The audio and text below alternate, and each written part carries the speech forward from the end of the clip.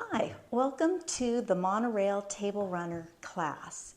I'm Jill from Fabric Garden. Fabric Garden is located in Sacramento, California, and we are a brick and mortar store and also a full online store. So today we are going to be making the Monorail pattern from Terry Atkinson, and at the time of this filming, this is her newest table runner pattern, but she also has cutting directions for a baby, lap, twin, and queen size quilt with this. I love how she has put a very just solid color. I believe this is Moda Grunge on the front, because I find it's easier for me to imagine my own fabrics when a cover is like this versus if it is used a line of fabric. So I can see this in all sorts of seasonal prints, florals, coffee, wine, just all sorts of fun fabrics. I've got one started. I'm going to try to get it quilted this week that is made out of lemonade fabrics, nice grays and yellows for summer. So I'm excited to get this quilted this week, and maybe at the end of the video I can show it to you all quilted. So let's talk about what you're going to need to get started.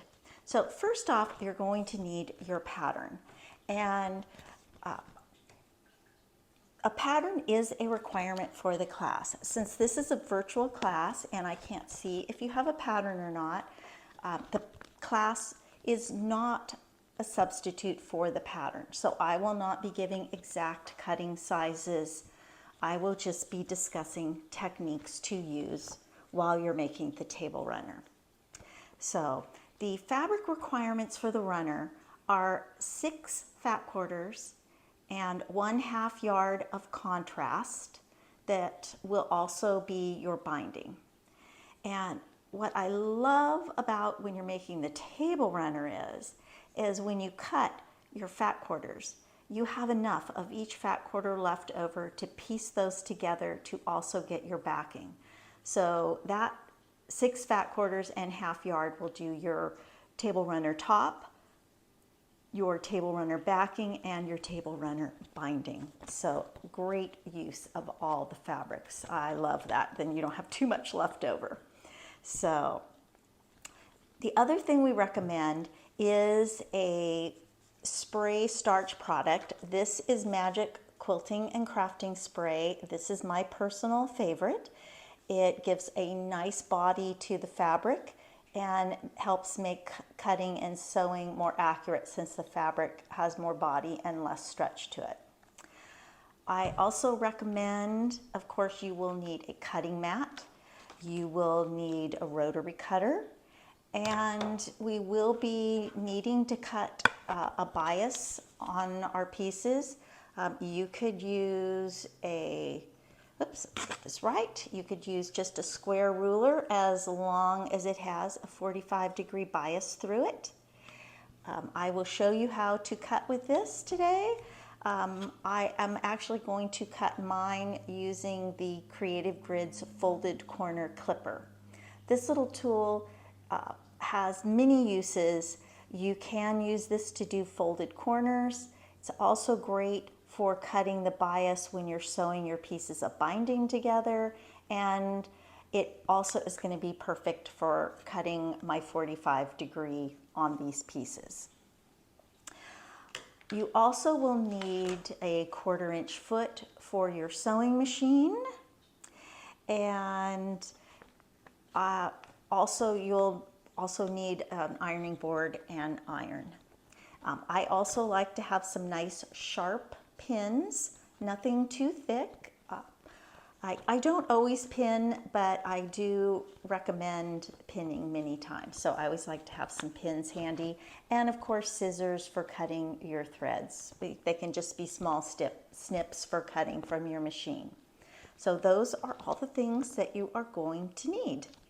So the first thing I want to talk about is just a little general education for this class because we are going to be cutting and sewing 45-degree angled seams. So it's important to understand how those seams act. So when you look at your fabric and you have your selvage, the lengthwise grain runs parallel to the selvage. And when you pull on that, you can see there's really barely any stretch or give to length of grain. If you look at width of grain, which is perpendicular to the selvage, you can see there's a little stretch there, but not a whole lot. If the 45 degree is on the angle, if I stretch this, look at this, it is really stretchy. So as we're sewing, it's important to understand that once we cut that 45 degrees and we're sewing it, we need to be gentle with that so it doesn't get stretched out of shape and distorted, as we want our table runner to lay nice and flat. So that is important. The other little bit that I want to share is about my little piece here, dropped on the floor, about your 1/4 inch seam. Sorry, I had to pick that up from the floor. Is about your 1/4 inch seam. There are some projects where the 1/4 inch seam is not as critical as others. And in this pattern, as we sew that 45 degree seam, that bias seam, that 1/4 inch, if you've got a good solid scant 1/4 inch, you are going to have a better outcome on that. And when we get to the sewing machine, I'll show you what I mean. But if you haven't sewn in a while or you're newer to sewing, I recommend you take a moment to test your 1/4 inch seam. So what I have done is I have cut 3 strips of fabric 1.5 inches wide. Doesn't matter how long they are, 6 inches, 8 inches, just, a little length of fabric. You can see I didn't even worry about evening them up. I just had some little scraps and I cut them 1.5 inches wide. And then I sew the 3 together. At this point, when I take my ruler and I lay it over the center strip, it should measure 1 inch. So if it's 1 inch, your 1/4 inch seam is great, you're doing great. If it's too small, your 1/4 inch seam is a little bit too big. Usually it's just, a little bump of the needle to the right or the left, and that'll get you set. If your inch is too big, your 1/4 inch seam is too small. So I think this is a good thing to do every now and then to make sure you're still on track with your 1/4 inch seam. So the next thing we're going to do before we cut is I have already sprayed and treated my fabrics for cutting, and I like to spray this, leave it on for 30 to 60 seconds, let it absorb into the fabric, and then very gently press the fabric dry. Careful not to distort the fabric while it's wet. So from each fat 1/4, you will be cutting 3 different sized pieces, and from your accent, you will be cutting 2 different sizes of strips, one for the binding and one for the accent. So once you are all cut, your pieces as, what part of the pattern is that? So you are going to cut right at the beginning. It has table runner and what you should be cutting. So you will cut from your assorted prints and from your contrast as per page 2 of your pattern. So now I'm going to show you how to cut that 45 degree seam. So I'm going to reset my camera so it's looking at my cutting mat. So just one moment. Okay, we are all set.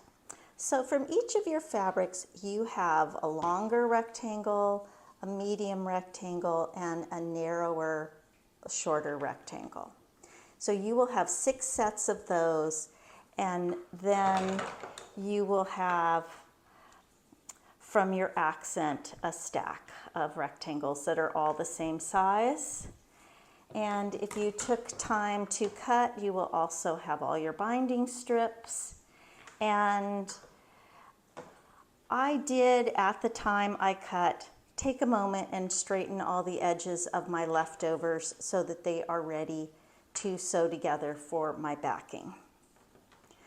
Okay, so I'm going to start with a piece of scrap fabric here, because I'm going to demonstrate 2 ways to cut this bias. So the first way you can cut the bias is to use a square that has a 45-degree line on it. To do this, you would line the very tip of your ruler up with the very point of the fabric, and you will line the 45-degree line up with the edge of your fabric. Now, this is a batik, so it will be hard to tell, but I have put what I think is the wrong side of the fabric, wrong sides together, right sides out. That will be, with batiks, it can be tricky when you're sewing to know what's the right and the wrong side, but just stay consistent with what you pick. But I'm going to go ahead and cut that. And that is just scrap. We won't be using that. And you can see I've got a pointy point and my 45-degree angle.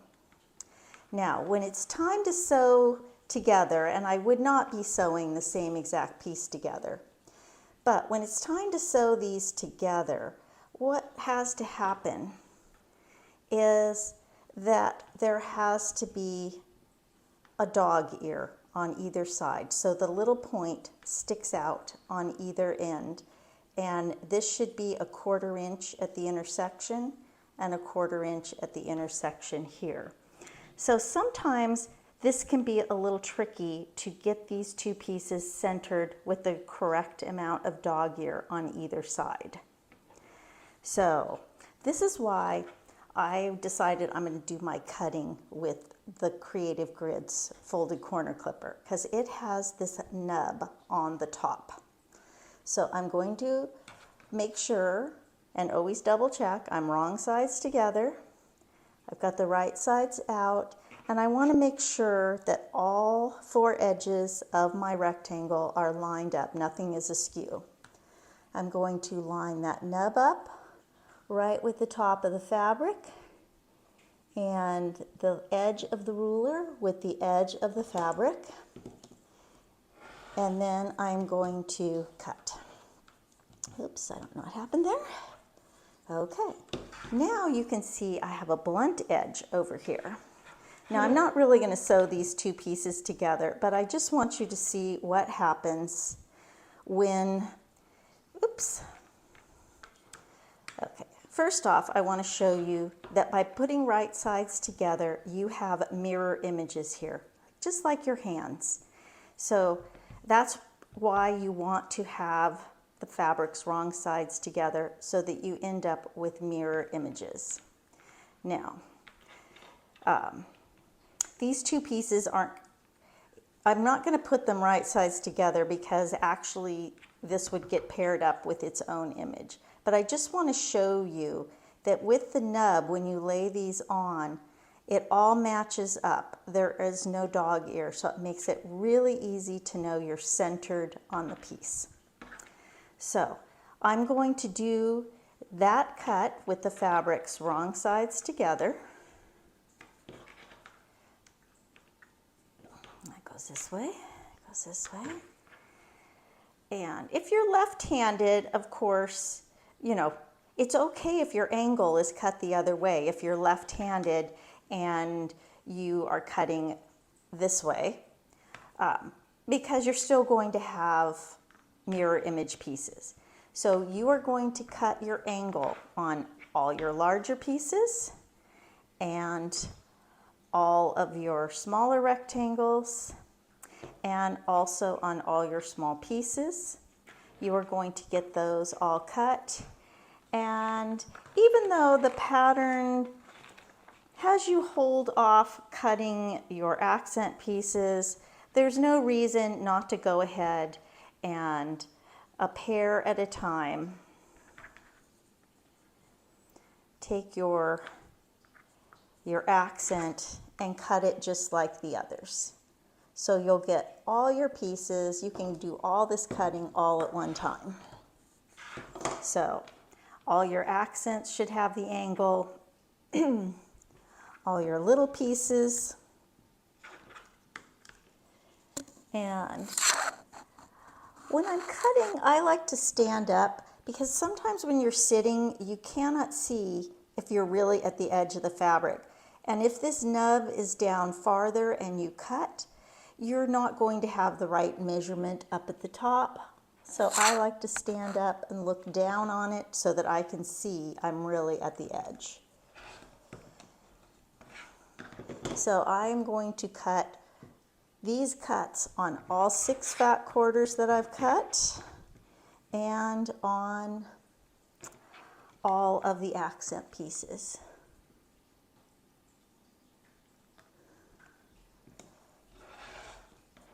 So I will just keep cutting until these are all cut and ready to sew.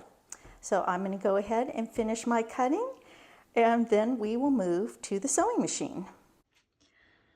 Okay, we are at my sewing machine. I have cut all my angles.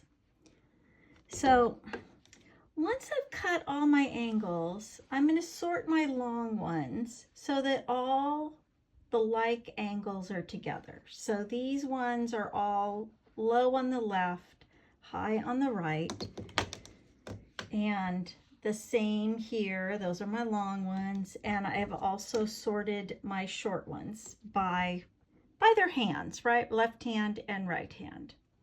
So now I am ready to start sewing. So before I start matching these up, I had talked about how I wanted to show you about sewing if you cut with the regular square ruler. So here's the 2 pieces I'm going to sew together. So I'm going to flip them, and oops, that lighting isn't real great. Let me give a little better light here.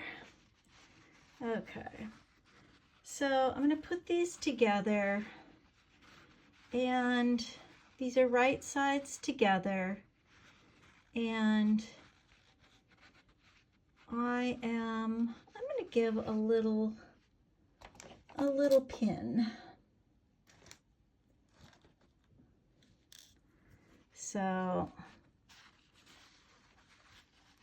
and I'm not pulling or stretching or easing here. Okay, let me get a little closer here. Okay, so you can see I've got a little dog ear on each end. There we go. So when I sew this, I want to start with my needle let me put it up here, in the intersection, right where the 2 fabrics make a V. And when I'm sewing and I come off the fabric, I want to come off the fabric in this same V. If I'm to the right or to the left, when I open these fabrics out, I won't have a straight line. So let's see if I can zoom a smidge here. Okay. I'm going to slide this piece in so that my needle is right in that intersection and my 1/4 inch foot is right on the edge. And let's see here. Then without any, I'm just going to gently let this, not doing any pushing or pulling as I'm sewing this by a seam. Now as I come off, I'm just going to make sure I'm coming off at that intersection. Okay, so let's see how I did. Okay. So I'm going to flip this up. I'm going to give it a little finger press.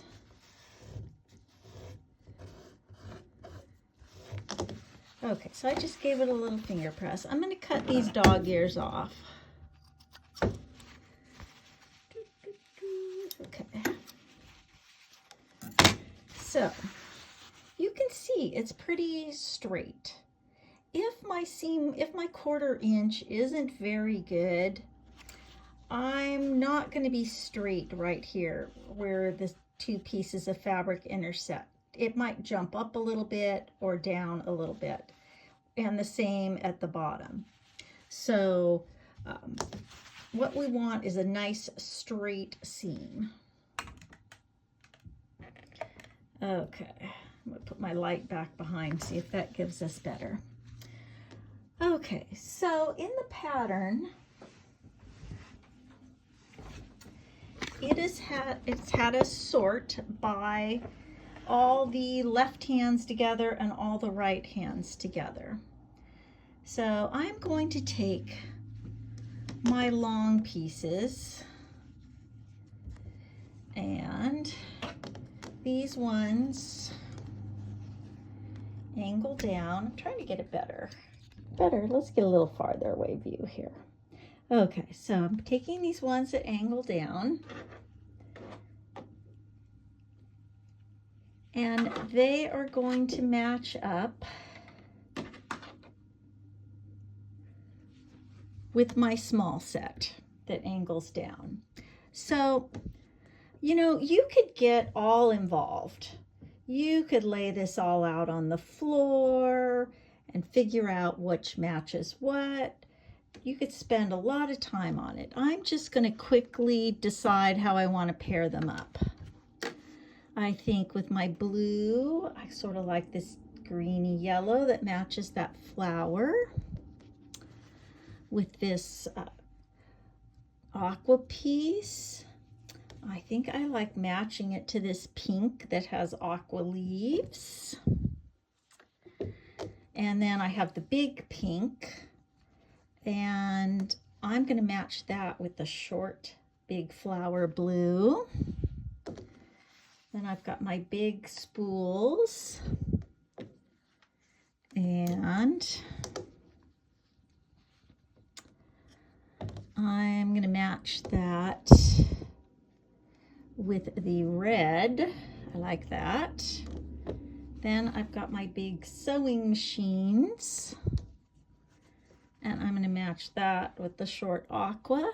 And then I've got my longer red, and I'm going to match that with the gray sewing machines. So I think I like how I've paired those up. And you can see that just took a few moments.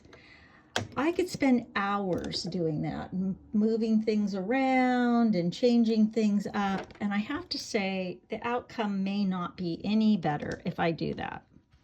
So I'm going to take my first two pieces, my short and my long, and then I'm going to take this short side and I'm going to flip it right sides together. And because I used the folded corner ruler, I can just match up these blunt edges.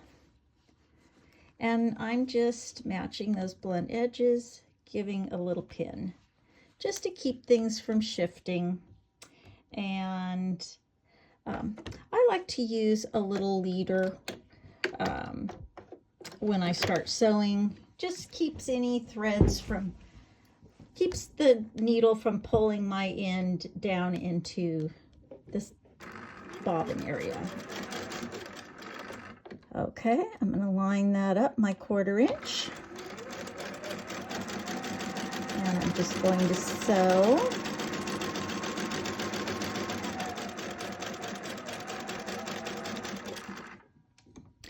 And now, normally I would just keep chain piecing this, but I want to, sometimes it's good when you sew your first one to pull it off and take a look at it, because you just want to make sure you're doing well.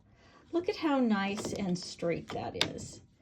No jigs or jags. That is perfect. I'm really happy with that.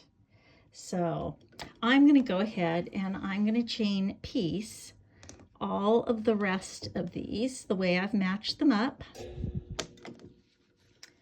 You know, when I'm doing a big quilt and I have to do this same sort of thing, mix up blocks and arrange how the blocks are going to go, I've discovered that I could spend not just hours, I could spend days rearranging blocks and still, after I've done that, find two colors or two prints alike touching. So I have found when I'm doing a big quilt and I'm rearranging blocks, I literally set a timer for 20 or 30 minutes and I just go until the timer goes off and then I call it good. And I've always been happy with the results that way. So I'm just going to continue. I'm going to do all the ones with this angle, and there'll be 6 of these. And I'm going to sew these first. And I do like to give a little pin just so that things don't slip. And you can see, look how perfect this fits. I'm not stretching or easing. They fit just perfectly. And that's what's, when you take a little extra time on your cutting, that really makes a difference. So I'm going to just keep sewing, and once I get these 6 sewn, we'll do the other side, and I'll show you what's next.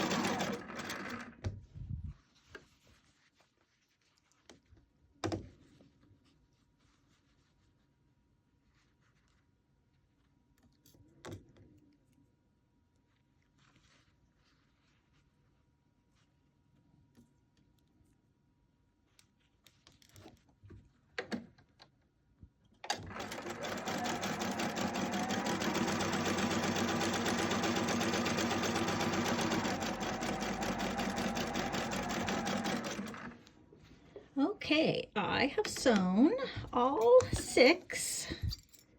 Oops, look there, I've got, my scissors are like magnetic. Okay, and I've just chain pieced these, and I'm going to cut those apart.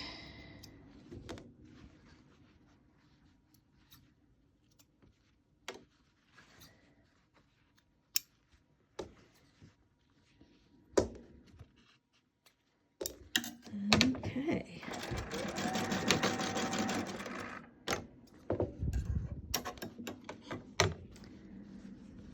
Okay, so I've got these 6 sewn, and I'll press those in a moment. So next I'm going to take the angles that are angling lower to top, the big ones, and then my small ones with the other angle. Okay. And I think I will just quickly match these up again. And see what I'm gonna just kind of do whatever. Let's see. I'm just very quickly putting together what I like.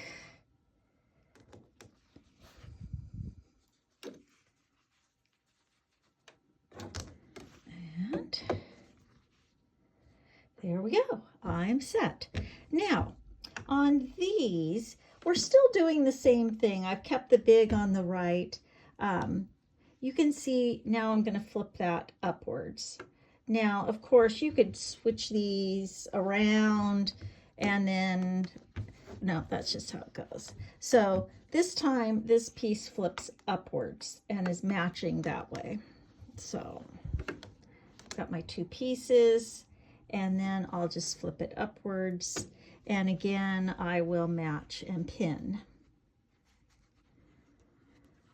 I didn't mention when I was sewing earlier that I find that the place where if my seam allowance is going to be off and not at a 1/4 inch, it's usually at the beginning of a seam or at the very end of a seam. So what I have found is I like to get it all set. I start off a little bit slower and then I speed up. But as I approach the end, I find I like to put my finger off to the side of the 1/4 inch foot and just slowly guide it off the edge with that. And I find when I sew a little slower at the start of the seam and a little slower at the end of the seam, it helps me keep from having variation at the start and the end. Okay.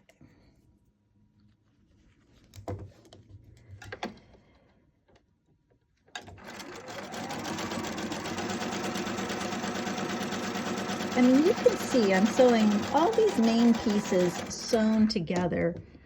I'm probably, now that it's cut and my angle is cut, sewing these two pieces together, all 12 of them, is, I don't even think it's going to be 15 minutes. So I think this is going to be a nice, this is a nice, fast project.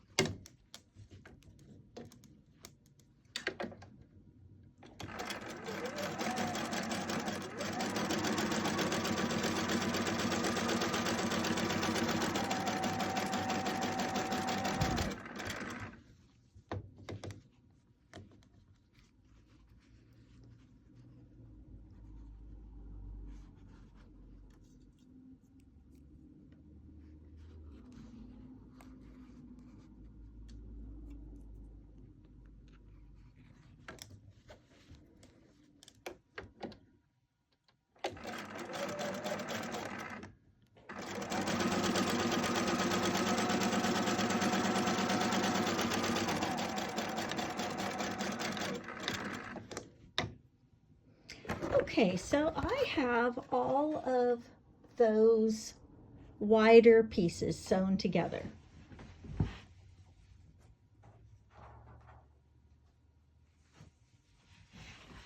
And I have just followed the pattern on page 4, has wonderful pictures on how those sew together. So make sure that you lay your fabrics out and use the photos to keep everything looking good.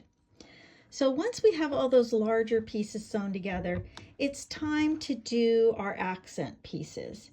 And again, we've got left hands and right hands of these. So I'm just going to quickly sort those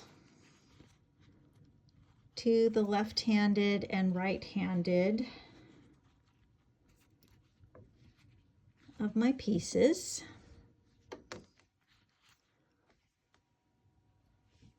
Okay, I have a piece that has jumped ship. I will find that. It's probably jumped on my trip up the stairs, but I will find it. I'll set that one aside for a minute while I'm looking for that. And again, with my accent pieces, sorting these into both the right and left hands very quickly.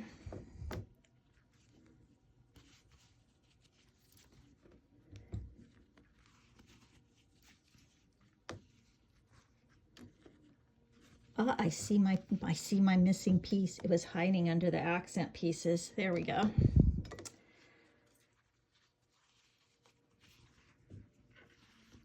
Okay, so these are going to sew together just like the wider pieces, and but this time we don't have to think about sorting because every piece of the print will go with an accent. So just like we did with the others, I am going to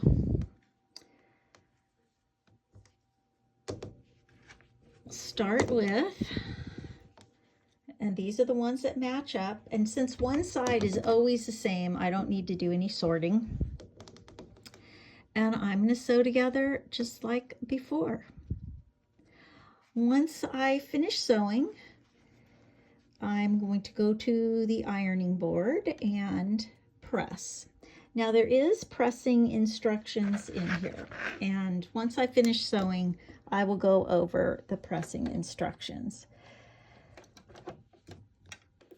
So I am going to sew, and then I will meet you at my ironing board.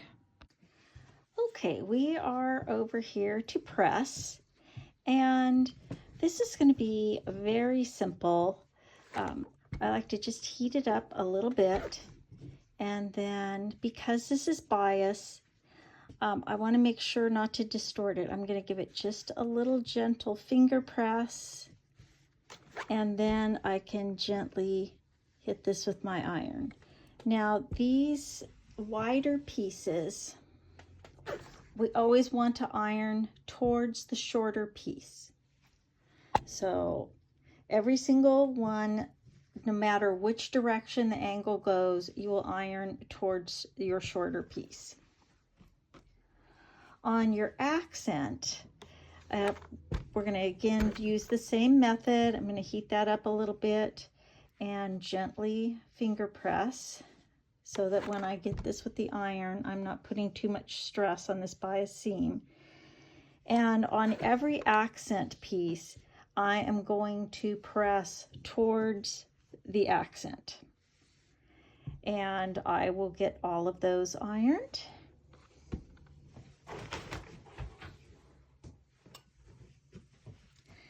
And then we will be ready to construct the top.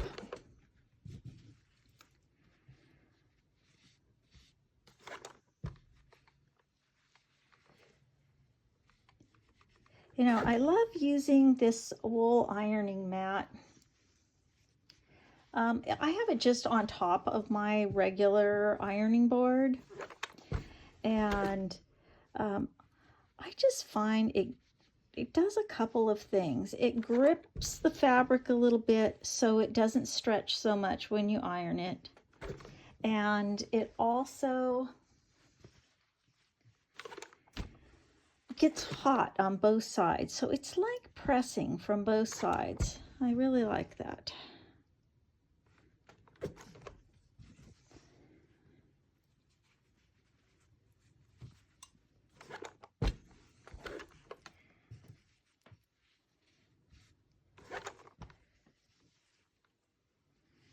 You know, I usually do my filming at the store, but I've been trying to film this little class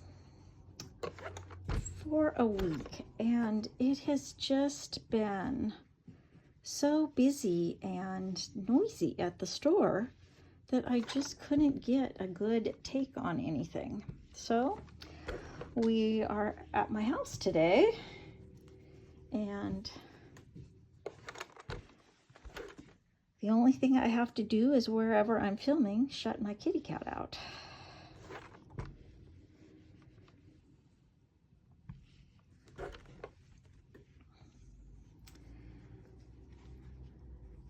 Okay, so I'm going to keep ironing, and then we will, once I have these all pressed, we will meet back to start sewing the top together.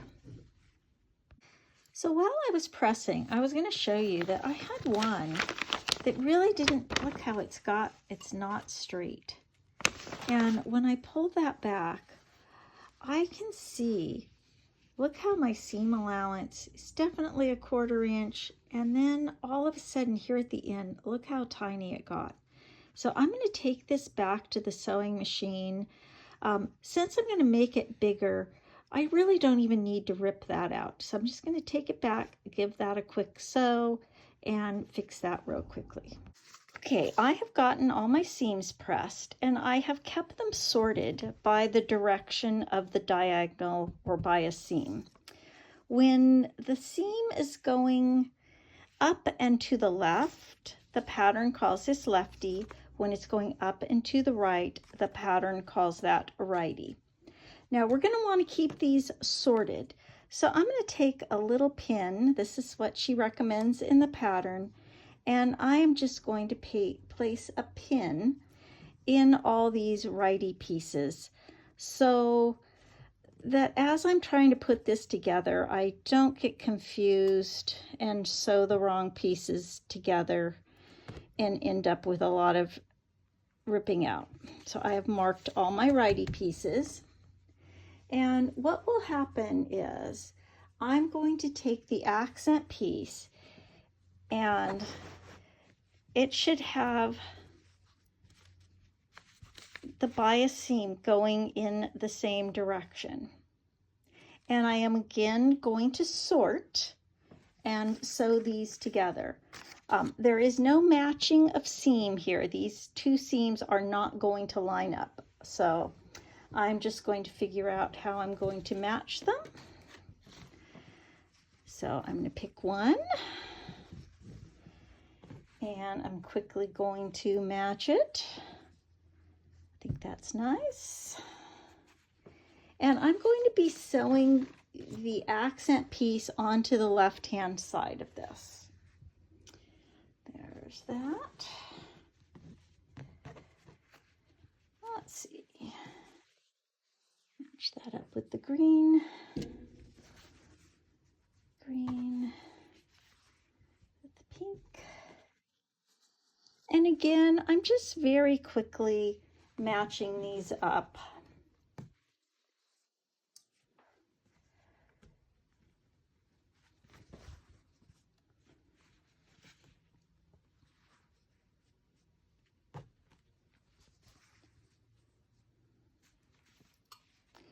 And oops, okay. So I think as I matched them up, I was trying not to have the accent fabric be either one of these two pieces. And I might take a quick peek that I did that. And I was successful in that. So now I'm going to go back to the machine and I'm going to sew these lefty pieces. So I'm going to sew this accent piece to the left hand side. There's no seam matching here. These, when I sew them, are going to not line up. So it's super easy sewing, straight seam. I'll probably give it a couple little pins to make sure things don't slide out of the way. And once I sew those, then I will take my righty pieces. They've got the pin, and this is going to the right, and the accent piece is going up to the right, and on these righties I will be sewing the accent piece on the right hand side. So again, I need to just kind of match these up. I'm going to match them all up at this point so that I don't have to, I can just sew all of these, chain piece all of these at one time. And so I'm trying to find pieces that don't match any of them. Just very quickly matching these up.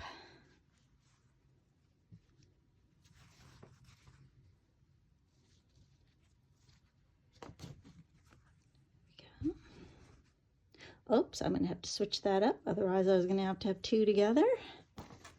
So I'll match that. Come back with that. There. So I have got them all the righties matched, all the lefties matched, and I am going to go sew those all together. Okay, I have sewn all my accent pieces. So I've sewn my righties and my lefties, and I now have 12 units. Now the pattern calls for 10. So I have laid out 10, and the easiest way to do this is as suggested in the pattern. First, lay 5 righties down with space to put your lefties, and then add your lefties. And then you'll want to trade around. I kind of like not using the 2 extra pieces. I have some to trade in and out. But if I wanted to, I could make this longer. I could add another one over at the end, and I could add over here, and then my table runner would be longer. Now you might have to add a little, that would make the table runner about 8 inches longer. So using the rest of your fat quarter as your backing, you might need to add another little extra piece out of your stash in. But if you like a little longer table runner, you do have these 2 extra pieces. So I have laid out, I do think for my kitchen table, I just want the 10 pieces.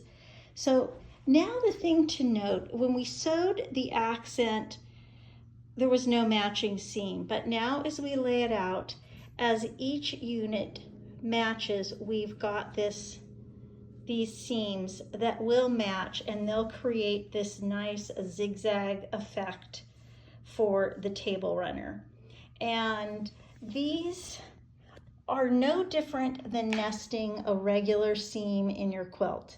When you flip these over to sew them, these pieces, you will feel them. If you've pressed the way the pattern indicates, they will nest together. You can see those are going to line right up. The seams are going to line right up. I'll pin that there to make sure it doesn't shift while I'm sewing. And I will just sew all of these together, making sure that I'm careful to pin at my nested seams. So I'm going to make a trip up to my sewing room again and get to sewing these all together. Okay, I got to my sewing machine and I sewed all my pieces together. So let me show you what that looks like. So there is the runner. So before I close class out, I just want to mention a couple of things. At this point, the runner has an accent piece at one end and not at the other. If that bothers you, you could go ahead, take your seam ripper and rip that seam out. I'm not sure. I haven't decided if I'm going to do that or not. The other thought I had was that I might use those 2 extra pieces on the back. Just a thought. I hate to piece them and have them go to waste. So your next step in this is going to be quilting it. You'll piece your back pieces together. You'll sandwich your backing, your batting, your table runner.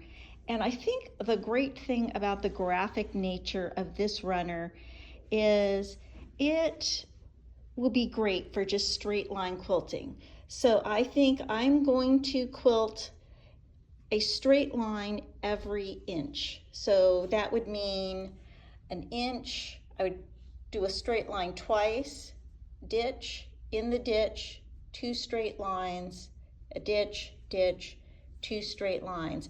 And I think that will look great, and it will be super simple, and I'll be able to finish this up quickly, get it quilted, get its binding on, and I think that is going to look really nice and cheerful on my table. So I hope you had a great class. If you have any questions, give us a call at Fabric Garden.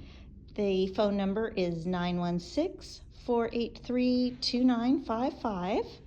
And you can always visit our website and use the contact page there. It's fabricgardenquiltshop.com. So thank you for joining me, and I hope you have a lot of fun making this runner.